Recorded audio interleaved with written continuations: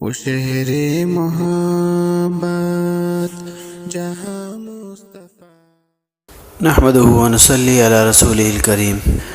ایک ساتھی کا سوال ہے کہ کتے اور بلی جیسے بے زبان جانوروں کو قتل کرنا کیسا ہے؟ الجواب حامدا و مصلیا اما بعد۔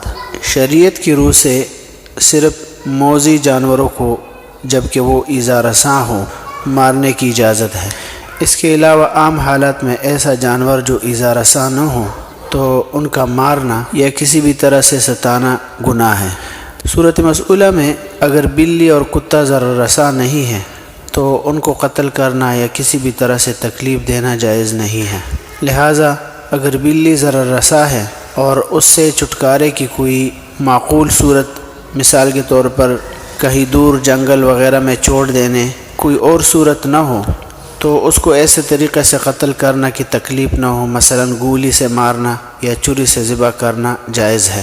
اسی طرح کتا اگر ضرر رساں ہو تو اس کو بھی قتل کرنا جائز ہے، لیکن کتے کو بھی قتل کرنے میں ایسا طریقہ اختیار کرنا چاہیے کہ تکلیف کم سے کم ہو، مثلا گولی وغیرہ مار دے یا تیز چھری سے ذبح کرنا، تڑپا یا ترسا کر مارنے کی شرعاً اجازت نہیں ہے۔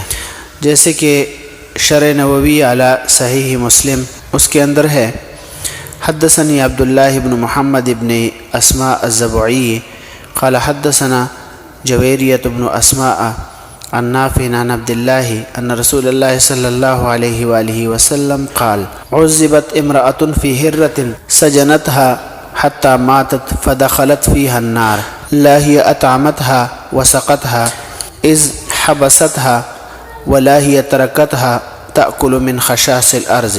کتاب قتل الحیات وغیرها باب قتل الحرۃ، جلد نمبر 14 صفحہ نمبر 240۔